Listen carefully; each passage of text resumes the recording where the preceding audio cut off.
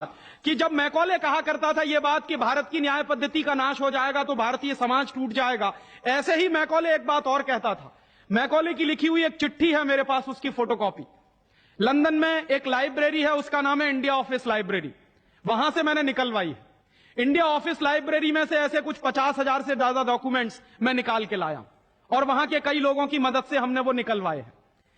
तो उनमें एक चिट्ठी है मैकॉले की, वो उसके अपने पिताजी को उसने लिखी है। जब वो यहां ऑफिसर बन के आया है तो मैकॉले क्या लिख रहा है कि भारतीय समाज को अगर बर्बाद करना है तो भारतीय न्याय पद्धति बर्बाद करो। तो वो करने के लिए उसने आईपीसी बना दिया, सीआरपीसी बना दिया, सीपीसी बना दिया और बर्बाद हुई।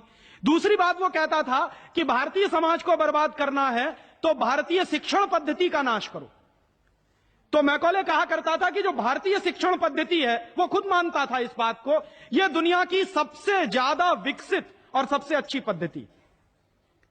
क्या होता था, यहां गुरुकुल चलते थे, गुरुकुलों में विद्यार्थी पढ़ते थे और विद्यार्थी 20 साल तक, 25 साल तक ब्रह्मचर्य का पालन करते हुए शिक्षा ग्रहण करते थे, संस्कार मिलते थे और वो संस्कार लेकर समाज में जाते थे। उन्हीं संस्कारों से संस्कृति बनती थी और वही संस्कृति भारतीय संस्कृति कहलाती थी।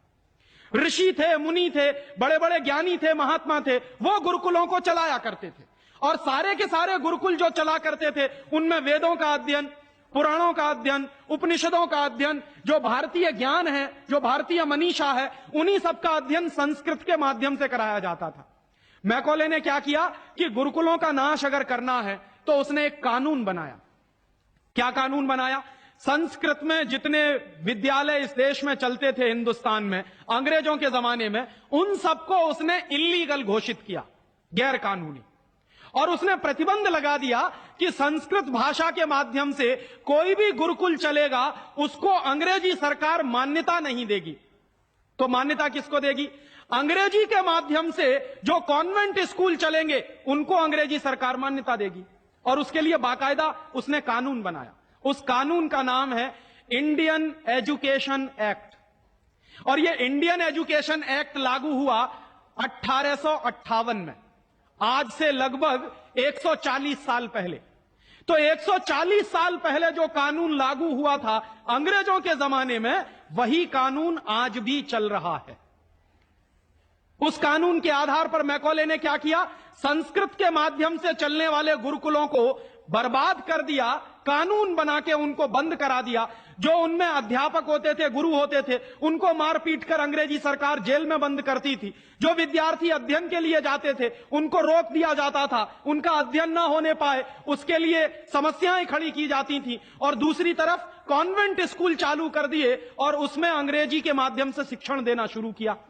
एक दिन उसने अपने बाप को चिट्ठी लिखी और इस चिट्ठी में उसने ये लिखा कि मैंने हिंदुस्तान में एक ऐसी शिक्षण पद्धति पैदा कर दी है जिसमें अगर हिंदुस्तानी विद्यार्थी पढ़ेंगे तो पढ़कर निकलने के बाद वो शरीर से हिंदुस्तानी होंगे, दिमाग से सब अंग्रेज हो जाएंगे। वो देख रहे हैं, अभी देख रहे हैं। तो शरीर से हिंदुस्तानी और दिमाग से अंग्रेज। तो मैकॉले दूसरी बात लिख रहा है उस चिट्ठी में कि जब वो शरीर से हिंदुस्तानी और दिमाग से अंग्रेज हो जाएंगे तो अंग्रेजों के हिसाब से सारे काम करेंगे। और वो विद्यार्थी जब कॉन्वेंट स्कूल में से निकलेंगे तो सबसे ज्यादा गालियां भारतीय संस्कृति को देंगे, सबसे ज्यादा गालियां अपने मां बाप को देंगे। कैसे? मॉम और डैड कह के। डैड माने होता है मरा हुआ,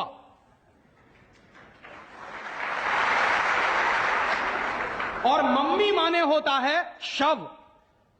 इजिप्ट में आप जाइए, मिस्र एक देश है, वहां पे मम्मीज कहा जाता है किसको? मरे हुए आदमी के शव को। तो हमारी मां हो गई मम्मी, मम्मी, और पिताजी हो गए डैड।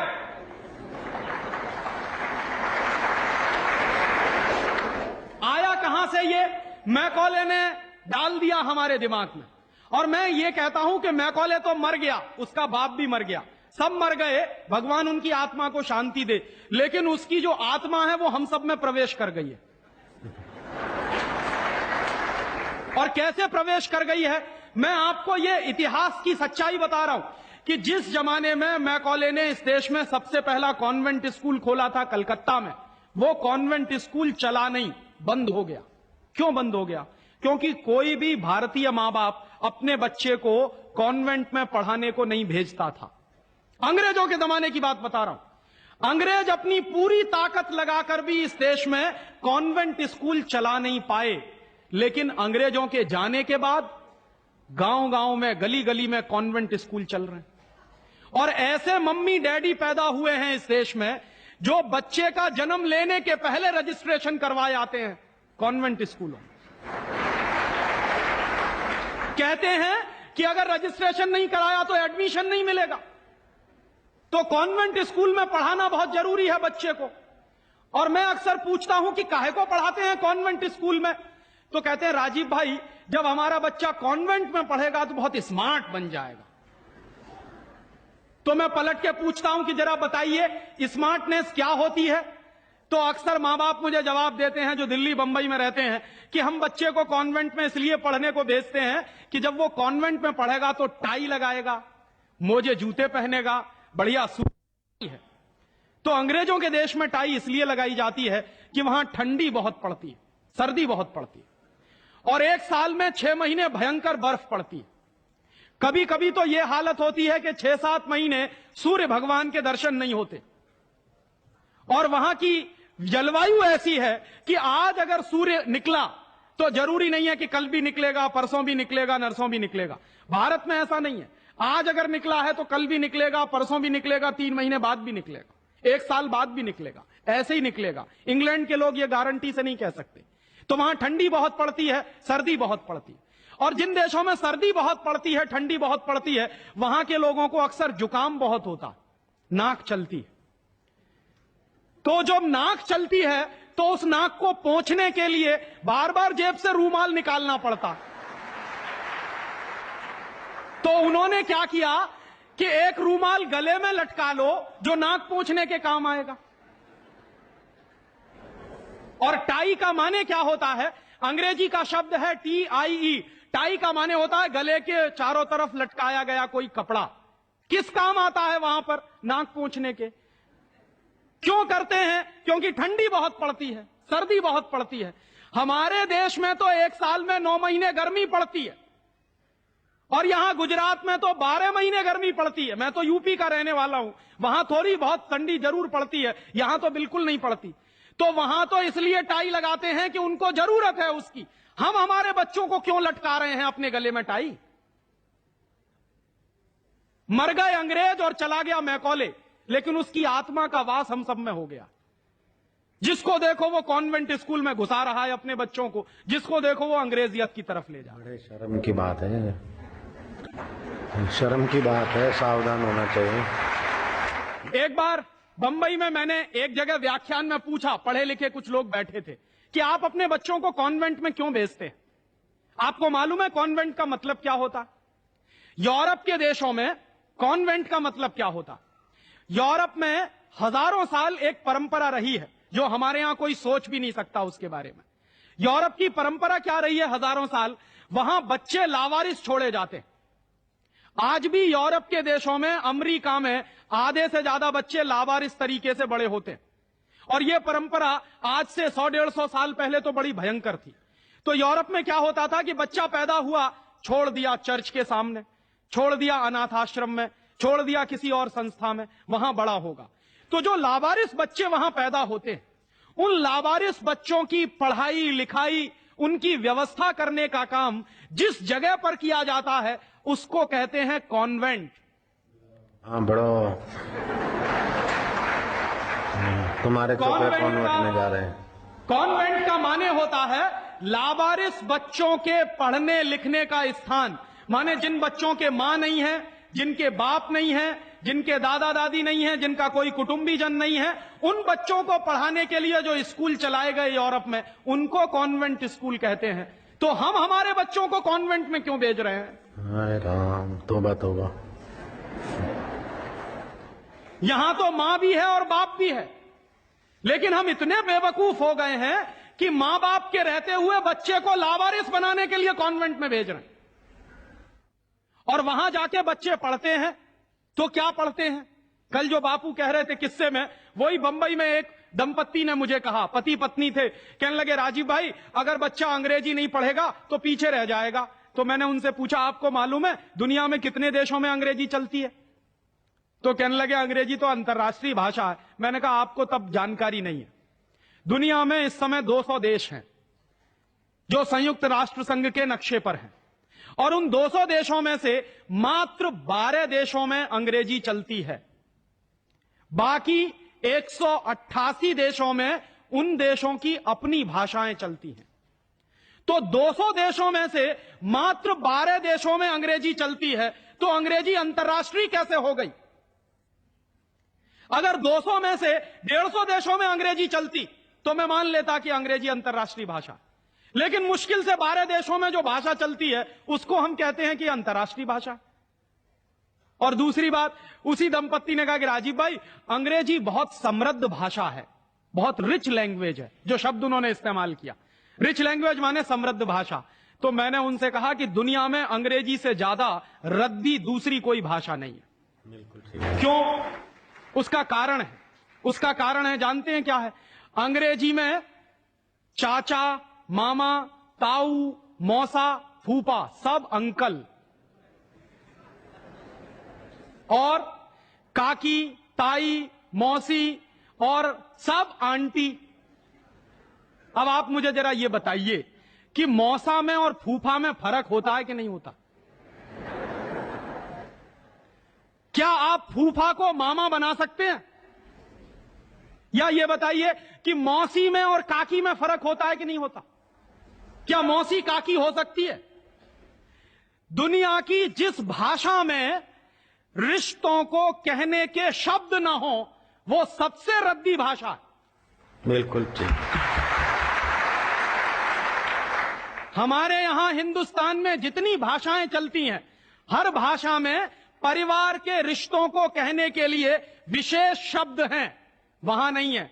वहां क्या है? सब इन-लॉज हैं, चाहे वो लड़की वाले हों चाहे लड़के वाले हों। पता ही नहीं चलता कि ये लड़के वाले इन-लॉज हैं कि लड़की वाले इन-लॉज। या तो सब अंकल हैं या तो सब आंटी हैं। क्यों है ऐसा? क्योंकि अंग्रेजी भाषा में रिश्तों को कहने के लिए शब्द नहीं है। कारण क्या है? अंग्रेजी भाषा में शब्दों की बहुत कमी है। और अंग्रेजी भाषा में शब्दों की कितनी कमी है? अगर मूल रूप से देखा जाए तो अंग्रेजी भाषा में मात्र 2600 शब्द हैं कुल मिला के। और दुनिया की तमाम भाषाओं से जो उधार लिया है अंग्रेजों ने, फ्रेंच भाषा में से लिए हैं, जर्मन में से लिए हैं, इटालियन में से लिए हैं, लैटिन में से लिए हैं, तो तमाम भाषाओं से जो उधार लिए हुए शब्द हैं वो मिला दिए जाएं तो कुल मिला के बैठते हैं 12,000। अंग्रेजी के मूल शब्द हैं 2600 और बाकी के शब्दों को मिला दें तो कुल बैठते हैं 12,000। अब आप हिसाब लगाइए, अंग्रेजी में कुल मिला के 12,000 शब्द हैं। गुजराती में आपको मालूम है कितने शब्द हैं?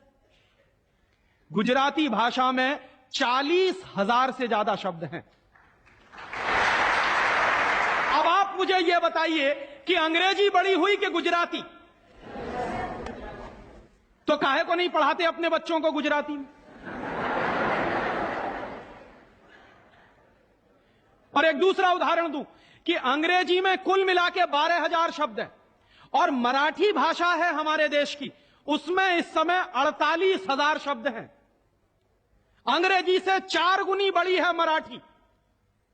और हिंदी का हिसाब लगाऊं तो अंग्रेजी में इस समय 12,000 शब्द हैं, हिंदी में इस समय करीब 72,000 शब्द हैं।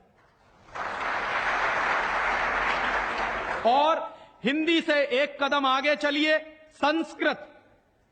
तो अंग्रेजी में कुल मिला के 12,000 शब्द हैं, संस्कृत में कुल मिला के 1.5 लाख शब्द हैं। और संस्कृत से एक सीढ़ी और ऊपर चढ़िए, प्राकृत, जिसको हम सब भूल गए। प्राकृत को अगर ध्यान में रखें तो प्राकृत में 2.5 से 3 लाख शब्द हैं। दुनिया की सबसे बड़ी भाषा हमारे पास है, लेकिन हम बेवकूफों को मालूम नहीं है कि हमारे पास क्या है।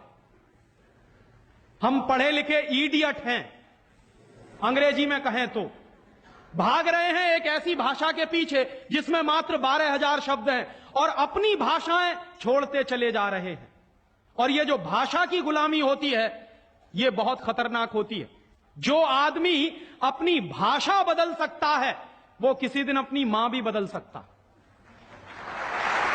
और ये मैं बहुत गंभीर बात कह रहा हूं। आपको कुछ दिन के बाद इस देश में कॉन्वेंट्स में से पढ़कर निकले हुए बच्चे ये कहते मिलेंगे कि वो कहते हैं ना, कॉन्वेंट के बच्चे, उनको तो हर चीज इंपोर्टेड चाहिए।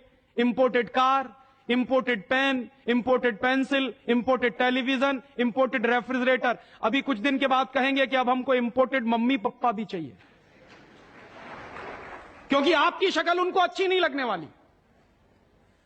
वो तो जो भाषा पढ़ रहे हैं उसके संस्कार ले रहे हैं।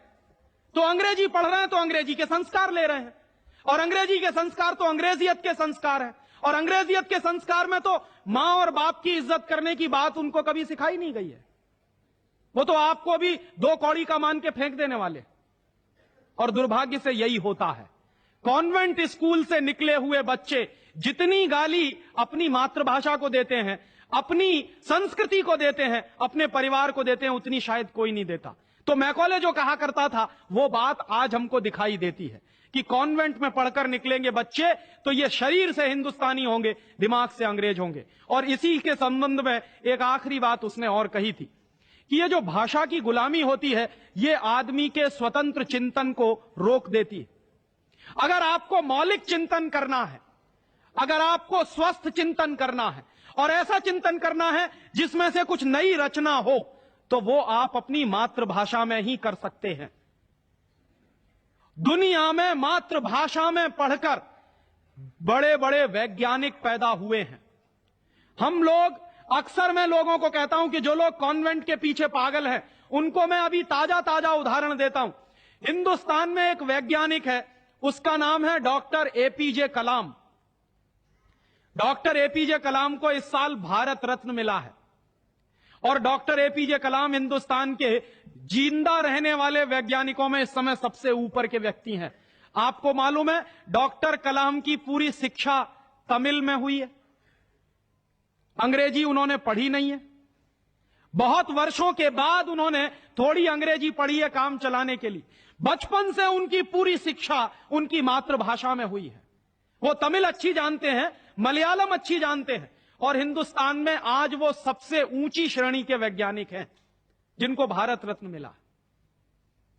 दुनिया के ऐसे तमाम वैज्ञानिकों के मैं उदाहरण दे सकता हूं। आइंस्टाइन, अल्बर्ट आइंस्टाइन सारा का सारा काम अपनी मातृभाषा में करता था, जर्मन में, और इसलिए इतना बड़ा बना। फ्रांस में एक वैज्ञानिक था मैक्स प्लैंक, जिसकी थ्योरीज हमारे जैसे इंजीनियर्स को पढ़ाई जाती थी जब हम पढ़ते थे। मैक्स प्लैंक की पूरी शिक्षा फ्रेंच भाषा में हुई थी। तो हम लोग जो अपने मन में गलतफहमी पाल कर बैठे हैं कि हमारे बच्चे अगर अंग्रेजी में नहीं पढ़ेंगे तो उनका विकास नहीं होगा, मैं आपको इसके उल्टी बात कह रहा हूं कि अगर आपके बच्चे अंग्रेजी में पढ़े तब उनका विकास नहीं होने वाला, वो गधे बन जाएंगे, विनाश होगा। हम लोग क्या कर रहे हैं, अपने बच्चों को कॉन्वेंट में भेज कर गधा बना रहे हैं। गधा जानते हैं क्या होता है? गधे के ऊपर बोझा लादते चले जाइए, लादते चले जाइए, लादते चले जाइए, बेचारा चुपचाप चलता चला जाता है, चलता चला जाता है। आजकल बच्चों के कंधे पर जो बस्ते हमने लाद दिए हैं, जरा उनका वजन तो कर लीजिए। जो बच्चे का वजन है उससे ज्यादा बस्ते का वजन है। अभी से आप अपने बच्चे को स्पॉन्डिलाइटिस का मरीज बना रहे हैं। जितना वजन उसका कंधा ढो नहीं सकता, उससे ज्यादा वजन उसके कंधे पे लटका हुआ, और बेचारा वो बस्ता लेके जाता है, लौट के आता है। जब लौट के आता है तो घंटों घंटों का होमवर्क उसको दे दिया जाता है। आप क्या करते हैं, अपनी मगजमारी कम करने के लिए उसका एक ट्यूटर रख देते हैं। ट्यूटर क्या करता है कि स्कूल का होमवर्क मिला, ट्यूटर ने अपना होमवर्क दे दिया। बच्चे का खेलना कूदना बंद, और बच्चा अगर खेलेगा नहीं, कूदेगा नहीं, तो उसका विकास कैसे होने वाला? तो या तो आपने फंसा दिया बेचारा होमवर्क। मैं अच्छे अच्छे घरों में जाता हूं, सबके बच्चे क्या कर रहे हैं, होमवर्क कर रहे हैं, सवेरे से शाम तक होमवर्क चल रहा है, कभी खत्म होने में ही नहीं आता। भला हो ऐसे स्कूलों का। और उस होमवर्क में से बना क्या रहे हैं और वो होमवर्क कर क्या रहे हैं? मैं आपको मेरी आप बीती सुनाता हूं, किसी दूसरे की नहीं। मैं भी बचपन में अंग्रेजी में मैं पढ़ा, और मैं सबसे ज्यादा गालियां मेरे मां बाप को देता हूं इसके लिए। मेरे पिताजी ने, वो एक बड़े ऑफिसर हैं, ये करने के लिए कि बेटा अंग्रेजी में पढ़ना चाहिए तो बड़ा बनेगा, तो मुझको भी पढ़ा दिया। अब अंग्रेजी माध्यम की जो पढ़ाई है, अंग्रेजियत की जो पढ़ाई है, वो क्या है, मैं आपको एक सॉलिड एग्जाम्पल दूं। मुझको गणित पढ़ाया जाता था। गणित में क्या पढ़ाते थे, एक फॉर्मूला था जो मुझको रटवाते थे क्लास 9th में जब मैं पढ़ता था। क्या फॉर्मूला था, x plus Y whole square is equal to X square plus 2xy plus Y square, x minus Y whole square is equal to X square minus 2xy plus Y square. और अक्सर इसमें गड़बड़ी होती थी, plus का minus होता था, minus का प्लस होता था। तो क्या होता था, मेरी पिटाई होती थी, क्लास में पिटाई होती थी। और मेरे जो अध्यापक थे तो मुझको खूब चिढ़ाते थे और मुझको खूब उल्टा सीधा कहते थे। एक दिन मैंने ये तय किया कि सब छोड़ छाड़ के ये 2 फॉर्मूले रटूंगा। तो रटने के लिए मैं बैठ गया, सब काम एक बाजू में। अब ये x प्लस वाई और x माइनस वाई में मैं घुस गया। लिख लिख के मैंने किलो किलो कॉपियां बर्बाद कर दी, किलो किलो कागज बर्बाद कर दिया, पता नहीं कितने बॉल पेन बर्बाद हुए होंगे। और 3-4 महीने की उस भयंकर मेहनत के बाद मुझको कुछ फॉर्मूले याद हो गए। अब वो फॉर्मूले मैं सीख के आया। दुर्भाग्य से मैं बताऊं कि 3-4 महीने के सैकड़ों घंटे बर्बाद करके, अपना खून सुखा के, मार खा के, बेइज्जती बर्दाश्त करके मैंने जो फॉर्मूले पढ़े वो मेरे जीवन में आज तक कभी काम में नहीं आए। और दूसरे बाजू में मेरी मां ने, जो बहुत पढ़ी लिखी नहीं है, मुझको एक फॉर्मूला सिखाया। क्या सिखाया, एक पहाड़ा सिखाया। आधा, सवाया, 1.5 गुना, 2.5 गुना, 3 गुना, 3.5 गुना, ये मुझे सिखाया। और वो मेरे जीवन में रोज काम आता। लेकिन कहा क्या जाता है कि मेरी मां तो पढ़ी लिखी नहीं है, पीएचडी नहीं किया उसने। तो जो बिना पीएचडी होल्डर है, जिसने कुछ पढ़ा लिखा नहीं है, आज की भाषा में, उसने मुझे ऐसी चीज सिखाई जो जीवन में रोज काम आती है। और जो बड़े बड़े पीएचडी होल्डर प्रोफेसर्स ने मुझे सिखाया वो जीवन में कभी काम नहीं आया। और आप अपने बच्चों को यही पढ़ा रहे हैं। कॉन्वेंट स्कूल के जितने क्यूरिकुलम हैं और उसमें बच्चे जो कुछ पढ़ रहे हैं, उसमें से 95% बेकार जाने वाला है। उस 95% का उनके जीवन में कभी कोई इस्तेमाल होने वाला नहीं। ये आप कहिए तो मैं जहां कहिए वहां लिख कर दे दूं, क्योंकि मैं भुगत चुका हूं इस बात को। और वो जो 95% आप पढ़ा रहे हैं, आपके बच्चे के अगर काम नहीं आने वाला है, तो उसके लिए आप लाखों रुपए बर्बाद कर रहे हैं, करोड़ों घंटे बर्बाद कर रहे हैं। उस बच्चे का मन मस्तिष्क आपने दबा दिया है होमवर्क के नीचे। झूठी शान और प्रतिष्ठा में आप अपने बच्चों को गधा नहीं बना रहे हैं तो क्या बना रहे हैं?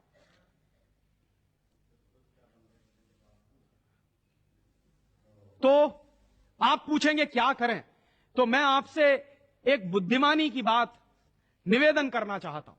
वो निवेदन यह करना चाहता हूं कि जितनी जल्दी हो अपने बच्चों को इन कॉन्वेंट स्कूलों में से बाहर निकाल लीजिए। और बढ़िया बात है। ये कॉन्वेंट स्कूल में इसलिए भी भेजना बंद करिए कि भारतीय संस्कृति में पिता सिर्फ एक होता है, लेकिन कॉन्वेंट स्कूल में एक फादर भी होता है। इस बात की गंभीरता को समझिए कि भारतीय संस्कृति में पिता एक ही होता है, लेकिन कॉन्वेंट स्कूल में जब बच्चे जाते हैं तो एक दूसरा फादर भी होता है। तो पिता के साथ ये फादर कहां से आ गया? और अगर पिता के साथ फादर आ गया तो पता नहीं क्या क्या आ जाएगा आपके घर में। हां, यह मैं चेतावनी के रूप में कह रहा हूं आपसे। यह सिर्फ इशारे से समझ लीजिए कि अगर बच्चे की पढ़ाई के साथ पिता के साथ फादर आया है तो और बहुत कुछ चला आएगा आपके बच्चे के संस्कार में। और कहीं ऐसा ना हो जाए कि आपके देखते देखते आपका बच्चा क्रिश्चियन ना बन जाए, ईसाई ना बन जाए। इसलिए मैं आपसे एक निवेदन तो यह करने आया कि जितनी जल्दी हो कॉन्वेंट स्कूलों से बच्चे निकाल लीजिए। और एक दूसरा निवेदन और करने आया हूं, जितनी जल्दी हो कॉन्वेंट स्कूलों को डोनेशन देना बंद करिए। हमारा हजारों रुपए का डोनेशन कॉन्वेंट स्कूलों में जाता। एक बच्चे का एडमिशन कराना है तो वो कहेंगे बिल्डिंग फीस दे दो, वो कहेंगे डोनेशन दे दो, वो कहेंगे इसकी फीस दे दो, उसकी फीस दे दो। और रोज रोज कोई ना कोई मांग चढ़ी ही रहती है। आज फलाना डे, आज धमाका डे, आज ये ले आओ, कल वो ले आओ। बर्बादी। हमारी, माने हम हमारे दुश्मन को अपना पैसा दे रहे हैं। दुनिया में ऐसे बेवकूफ लोग मैंने कहीं नहीं देखे जो अपने दुश्मन को अपने घर का पैसा देते हो। आप जानते हैं कि कॉन्वेंट स्कूलों में से निकलने वाले बच्चे भारतीय संस्कृति के विरोधी होने वाले हैं और उनको यूरोप की संस्कृति सिखाई जा रही है। उसके लिए पैसा हम खर्च कर रहे हैं अपने हाथों से। तो भगवान के लिए, भारतीय संस्कृति को बचाने के लिए अपने बच्चों को कॉन्वेंट में से बाहर निकालिए और अपने बच्चों के नाम पर ये उनको जो डोनेशन दे रहे हैं आप कॉन्वेंट स्कूलों को, वो बंद करिए। और मैं आपको पूरे विश्वास से ये कहना चाहता हूं कि आपके बच्चे अगर मातृभाषा में पढ़ेंगे तो सबसे ज्यादा विद्वान बनने की क्षमता है उनमें। और ये क्यों है? दुनिया के सारे मनोवैज्ञानिक एक ही बात पर अब पहुंचे हैं, जो बात हमारे लोग बहुत पहले से कह गए। अभी यूरोप के लोग आज उस निष्कर्ष पे पहुंचे। क्या कहते हैं? बच्चा अगर मातृभाषा में पढ़ता है तो उसको जो सुविधाएं मिलती हैं, जो फायदा होता है, वो दूसरी भाषा में नहीं मिलती। जैसे उदाहरण के लिए मैं आपको बताऊं और आप इसको प्रयोग के रूप में करिए। आपकी मातृभाषा अगर गुजराती है और आप अपने बच्चे को गुजराती में पढ़ाइए तो कोई सवाल आप उसको दीजिए गुजराती में याद करने के लिए, जितनी जल्दी वो याद कर लेगा उस सवाल को, अगर वही सवाल आप अंग्रेजी में दीजिए उसको तो कम से कम 6 गुना समय लगेगा उसको। अगर वो 1 घंटे में गुजराती में कोई चीज याद करेगा तो 6 घंटे लगेंगे उसको अंग्रेजी में याद करने के लिए। और अंग्रेजी में भी उसको याद नहीं होगा, वो रटेगा पोपट की तरह से। जैसे पोपट होता है ना, रट लेता है, वैसे ही रटेगा। और रटने के बाद क्या करेगा? इम्तिहान में लिख कर आएगा। इम्तिहान में लिख कर आया, उसके 2 दिन बाद पूछिए कि तुमने परसों क्या लिखा है, उसको कुछ याद नहीं। ऐसे ज्ञान का करेगा क्या वो? जो ज्ञान उसको 2 दिन भी याद न रहे, जो जानकारी उसको 2 दिन भी याद नहीं रहने वाली, उस जानकारी का वो अपने जीवन में करने वाला क्या है? और इसके दूसरी तरफ आप ये करके देख लीजिए, छोटी छोटी कहानी, छोटे छोटे किस्से, छोटी छोटी कथाओं के माध्यम से, मातृभाषा के माध्यम से आप उसको कोई बात सिखा दीजिए, वर्षों वर्षों जिंदगी भर उसको वो बात याद रहेगी। मुझे भी याद है, मेरी दादी मां ने कहानी के माध्यम से जो संस्कार मुझ में दिए हैं वो अभी भी मुझे याद है। लेकिन मेरे स्कूल में जो संस्कार मुझे दिए गए वो मैं भूल चुका हूं, क्योंकि विदेशी भाषा में मैंने लिए।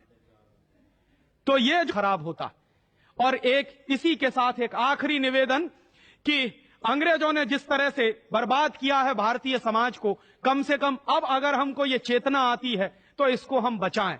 मुझे लगता है कि सबसे बड़ा काम और सबसे पहला काम कॉन्वेंट स्कूलों के बंद कराने का, और वो हम सब मिलकर ही कर सकते हैं, अकेला कोई नहीं करेगा। अगर हम सब कॉन्वेंट स्कूलों का बहिष्कार करने का संकल्प ले लें तो फिर से नए गुरुकुल खड़े हो सकते हैं।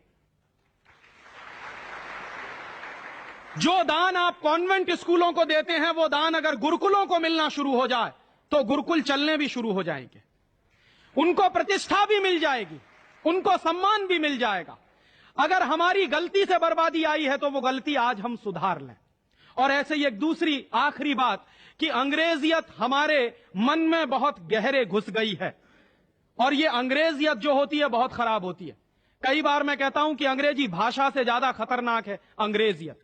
महात्मा गांधी अक्सर ये कहा करते थे कि अंग्रेज चाहे तो रहें लेकिन अंग्रेजियत जानी चाहिए। ये अंग्रेजियत क्या है? हमारे सबके घरों में, सबके मन में एक तरह का लालच बैठ गया है। हर एक आदमी को इस देश में इंपोर्टेड माल चाहिए, विदेशी कंपनी का माल। किसी भी साधारण से साधारण बच्चे को कहो कि देखो मेरे पास इंपोर्टेड पेन है, तुरंत हाथ फैला देगा, लाओ दे दो। वो बच्चा चाहे जितना पढ़ा लिखा हो, माने इंपोर्टेड के नाम पर भीख मांगने में भी शर्म नहीं आती। उसी बच्चे को आप कहिए कि भगवान का प्रसाद है तो हाथ पीछे खींच लेगा, इंपोर्टेड पेन है तो तुरंत हाथ फैला देगा। गुलामी इतने गहरे बैठ गई। और ये जो इंपोर्टेड माल की गुलामी होती है, इसी गुलामी ने हमारे देश को बर्बाद किया है। अंग्रेजों के जमाने में इस देश में अंग्रेजों का माल बिकता था इसलिए कि अंग्रेजों की गुलामी चलती थी, इसलिए क्योंकि अंग्रेजों की कंपनियां यहां चलती थी। दुर्भाग्य से आज वही फिर हो गया है, गांव गांव में परदेशी कंपनियां घुस गई हैं, परदेशी कंपनियों का माल घुस गया है। हम सबके घरों में परदेशी कंपनियों का माल आता है। सवेरे से लेके